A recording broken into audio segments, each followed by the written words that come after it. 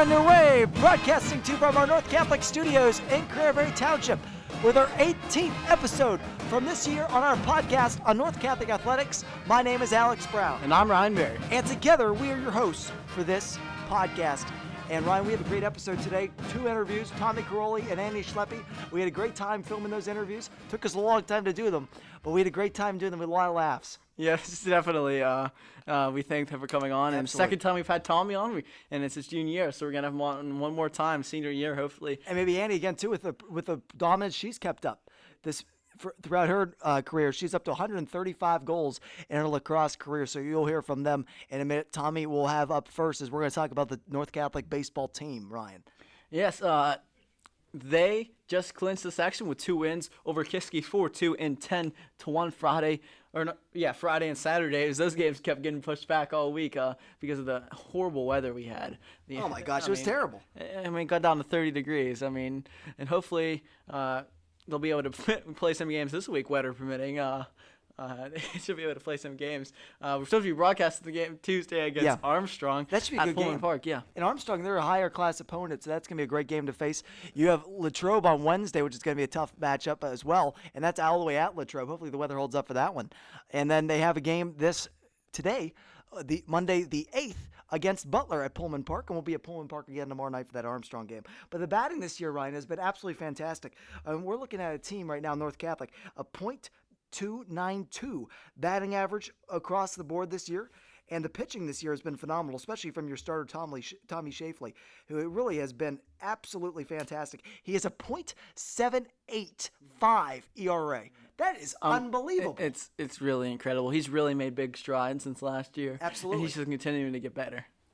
And Seamus Straub as well. He's a 3.196 average as well. I mean, ERA, I should say, over the course of the year. He has had a fantastic senior year as well, especially for not playing baseball for several years. And he'll probably be the starting pitcher tomorrow night for senior night against Armstrong. Tonight, who knows who they'll pitch against Butler. It might be a hodgepodge of different guys, and they'll probably have Tommy going against Latrobe on Wednesday, maybe a little bit on Tuesday as well. And so you can't go above a certain amount of pitches. I think if you throw above 75 pitches in a game, you can't go for another 3 days. So you have to take 3 days off, and then you can pitch. So they played Saturday. Seamus did not go above 75 pitches in that game. So I guess the umpire tracks these? So they have like the tracker. I think the umpire can track them, but they also have those game changer apps. Because that could easily be manipulated if the team's doing it themselves. You're right. It can't be manipulated, but I'm sure there's somebody that could call them out on it. Because all these games are streamed in a certain way, but I think you really have to be looking for it if you're going to call somebody out. Somebody would have a lot of time on their hands. If you're thinking about, though, if you're one of these teams that North could be playing in the games to come, especially in the playoffs, would you not look at that, especially if Tommy Schleppy's out on the mound the last game and say he went 6 innings? He's pitching today? Did he go? He had to throw for 75 pitches. I'm going to take a look at it. But especially when he's that dominant this season. Yeah, it's been incredible. I mean, just the way he's grown and just made strides over these past couple of years. He's just morphed into one of the best pitchers in the whole section. Without a doubt. If not the best. Absolutely. And Kiski, if they lost that last game to Kiski on Saturday, they would have been in a tie as co-section champions with Kiski, and then they mercy ruled them. So they absolutely hit him out of the park. Drew Doherty had a grand slam. The senior third baseman had a fantastic game, grand slam. What a way to end your final section game for Doherty. And then Blake Primrose had a home run on Friday and Saturday, a solo shot. So he's batting hot as well as we head into the later part of the year and senior night just around the corner. And we're really looking forward to broadcasting that game tomorrow, weather permitting, of course. But I think we'll be okay, especially at Pullman. That's a field I think we should be okay, and they take pretty good care of that. But their field down in Russellton is fantastic too. That's all turf throughout there, so that's even holds up to the water a little bit better. But hopefully we have a great game on Tuesday. And then we talked to Tommy the other day, didn't we, Ryan? Yeah, we did. It was a good interview, fun. A lot of laughs. That one is probably one of the most fun I've had doing an interview. Just with all the, it wasn't even really Tommy's fault. It was just we could have made a whole couple minutes of blooper reels from those 2 interviews, which is not normal. Normally we knock them out pretty fast, but it was fun to interview them. And here's Tommy's interview now. We are with North Catholic baseball player Tommy Koroly. Tommy, thank you for coming on the podcast. Thank you for having me. Tommy, this season started off in a unique way for you guys. You guys went down to Florida right for the start of the year to get some training in, play some other teams from across the country, and some even from just not too far away, like Franklin Regional. What was that experience like for you guys as a team? And do you feel like that's made you guys as a group closer together? Yeah, it was definitely great. You all stay in the same room, the same hotel with each other, and you're around each other 24/7, so you gotta like each other. I hope And so. Yeah. yeah, but it was great. Great baseball. Waking up and it's hot, and you look back at the weather here, it's freezing. So you're very lucky, and we were very blessed as a team to have that experience, and I hope we can do it again. Tommy, coming into the season, your team lost two of the top pitchers from last year's squad. But pitching has been a major strength for this team this year because of the performances of Tommy Shafley and Seamus Straub. What's the confidence of the team like when either of them are up on the mound? It's great. I love playing behind both of them. Not a lot of plays. They can really pitch. They can get the outs themselves. A lot of strikeouts. They're Shafley right now. He's pretty much untouchable by a lot of the teams, and he's every single game he's pitched in section so far, he's won all 6-7 innings, however many we played, and it's great. And Seamus, playing after 2 years off and really, really doing good. It's just great. So Tommy, throughout the course of a season, you go through a fair share of slumps, and you've told us about through a couple of them. How have you been able to battle through those and be able to bat around 300, which you are? It's something that's really weird for me coming this year because I really haven't really experienced it. It was a new thing to learn, and baseball is just a game of adjustments. Some things work, some things don't. You really never just keep the same thing. You look at like Major League Baseball players, and you'll come in next season, they all have different things they do. A couple of things for me, just mechanics. Maybe some superstitions and changing shoes. Wearing certain clothes. You gotta try something. So. But over the course of a season, that really happens to everybody, doesn't it? Over the course of a year, and then you have those times where pitching is either there, hitting is.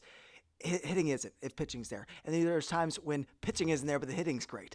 So the ups and downs of a baseball season, Tommy, how has you guys been able to navigate that? Because there's been a couple of times this year where it's been a couple two-game losing streaks here and there. And there was a bit of a losing streak before you heading into that big series against Indiana.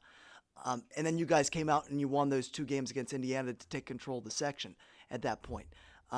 So how have you guys been able to navigate those different lulls over the course of a year as a group and still be able to come out and be at the top of the section right now?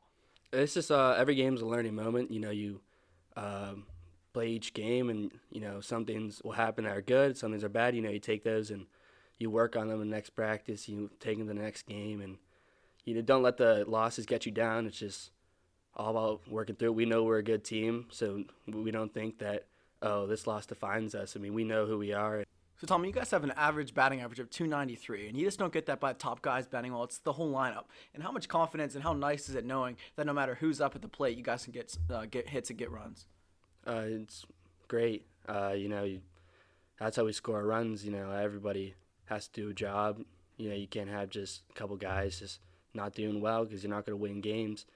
And we have every player has an on game, has an off game. No one's ever perfect, but it's the at bats. And no matter if you're hitting good that game, did you have a long at bat? Did you work the pitcher? Do you see pitches?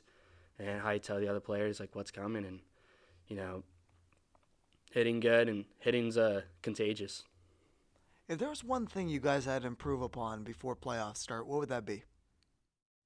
I would probably say hitting and using our speed. I think we have a really, really fast team. I think we really just need to take some bases, put pressure on other teams. 'Cause I can feel the pressure when I'm playing at short, some steals. I can just feel the energy from the pitchers just a lot different. And, hitting, I think hitting in situations where you need to score runs, that's a big issue. I had some downsides with that this year, and, who doesn't? But it's all learning, and if we fix those, we're going to be one hard team to beat. Going into the playoffs, what do you think the key is to making a run? Really, you got to go in with all confidence. You got to play hard. You got to play the game like it's your last. and you gotta have fun. You can't really just be down, and you get out, you make an error, all that. You gotta stay positive. You gotta keep your team up, because the best teams, like, all positive attitudes, and like that's gonna help you win. Well, Tommy, we really appreciate your time today and the efforts you've contributed to this team this year to make it such a success of the season so far, and we wish you the best of luck in playoffs. Thank you for having me. And you just heard from Tommy Koroly. We thank him again for coming on. We're looking forward to talking to him again probably next year as a podcast, our final year here, and his final year here as well. Absolutely. That's crazy to think about, isn't it? I know it is, but we're looking to step it up another level next year. Yeah, next year, folks.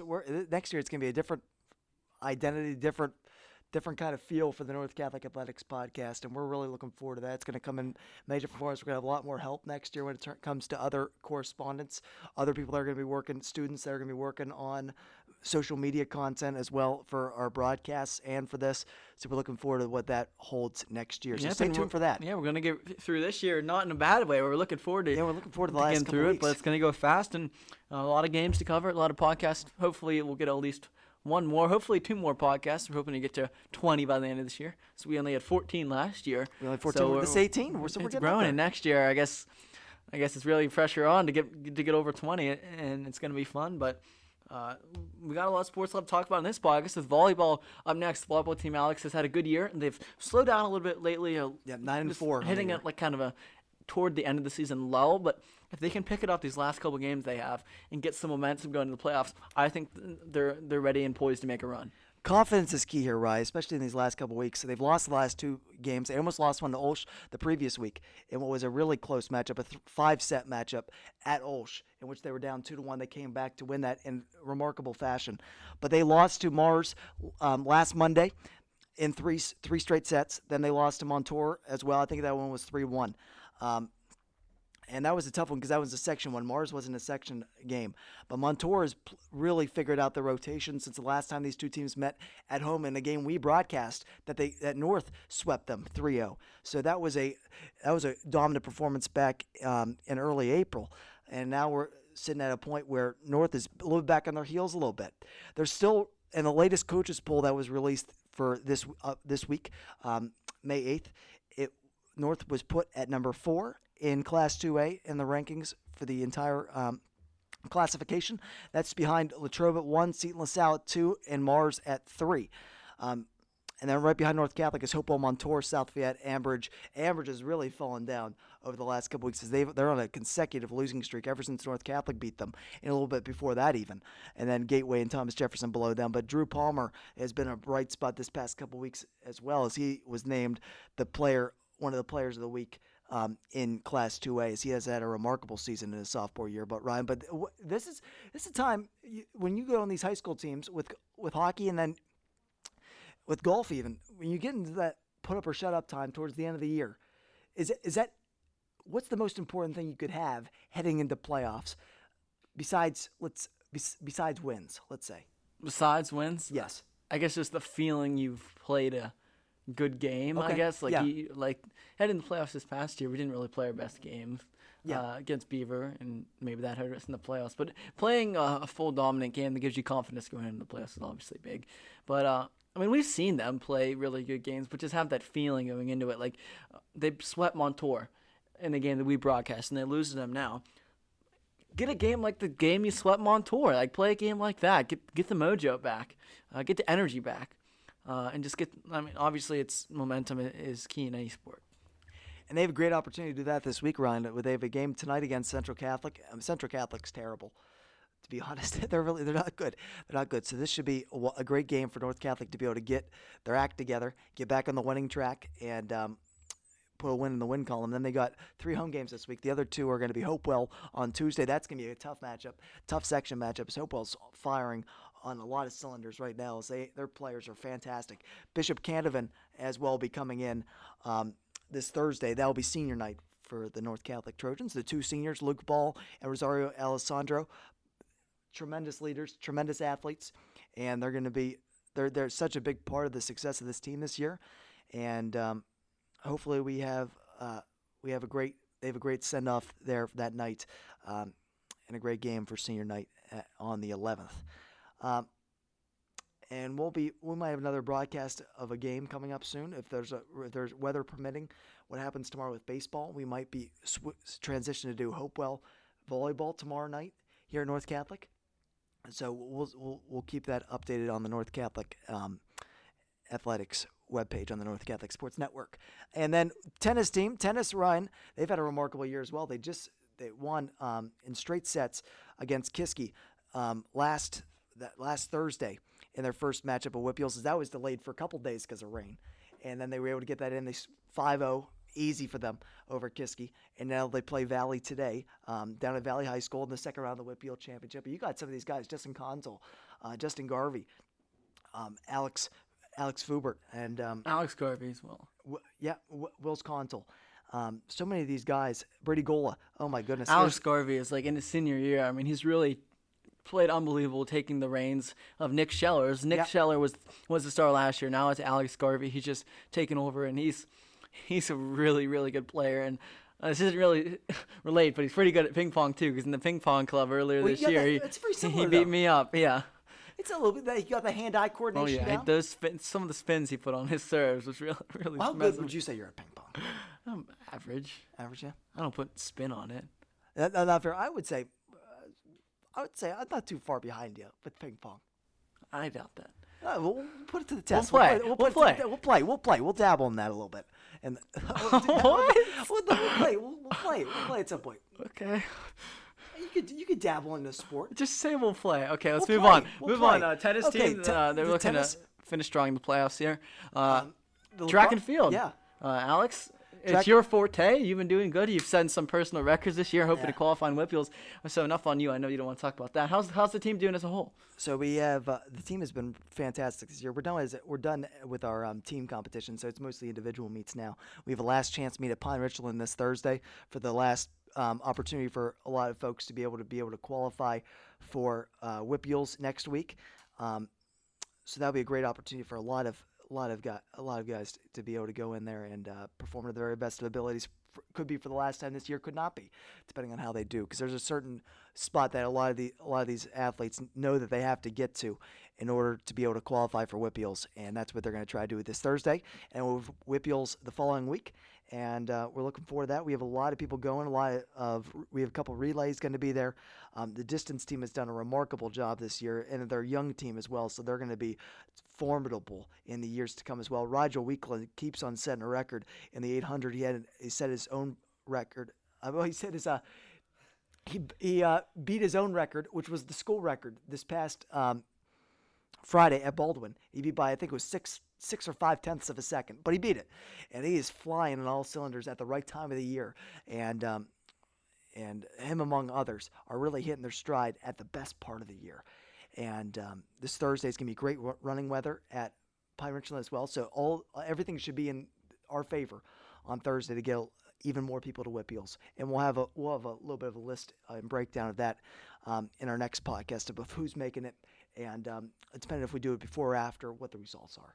But we'll definitely bring that to you in the upcoming podcast. And girls lacrosse, Ryan, coming up here. Their season's about over. Yeah, girls lacrosse, they've had a pretty decent year. Annie Schleppy has unbelievable. I mean, we'll talk to her in a little bit, but it's just the goals she's been scoring. She's at the 100 goal mark this year. Now she's at 135 is what she told us.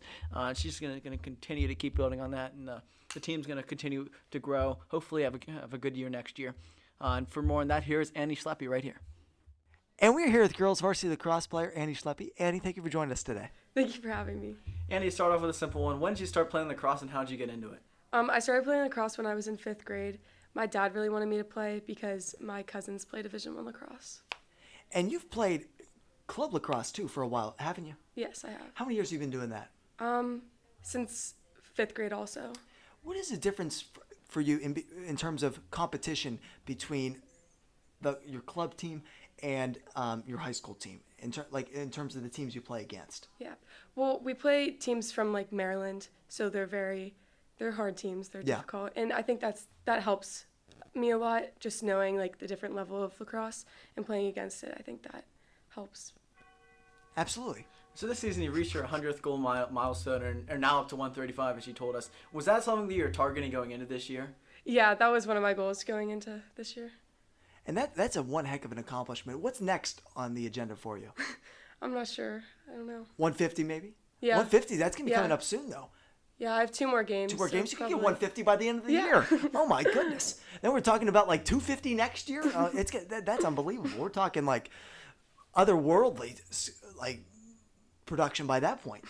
This team this year, though, seems to be a lot closer than the teams you've had in the past, though. But why do you feel that is? And do you believe that is a big part of the team's success this year compared to last year? Yeah. We're a lot closer this year because last year that was one of our goals, like, is to not be as cliquey this year. So our coach kind of helped us all like get along and get together, and we've done a lot of things like outside of lacrosse. Well, that's great. Andy, when you got here your freshman year, it wasn't a huge program. Girls lacrosse wasn't like a huge thing, but it's grown. And this year you have even a full JV team. Why do you think it's grown so much, and the interest and excitement around the program is really propelled? Well, lacrosse is a fun sport to play, and our coaches are great, and they have tried to help gain interest for like other people. And we also have a really good team bond, and everyone who's like friends with each other asks their friends to play. So we're all friends. That's the best way to grow a team. It really is. And this senior class is a large one, though.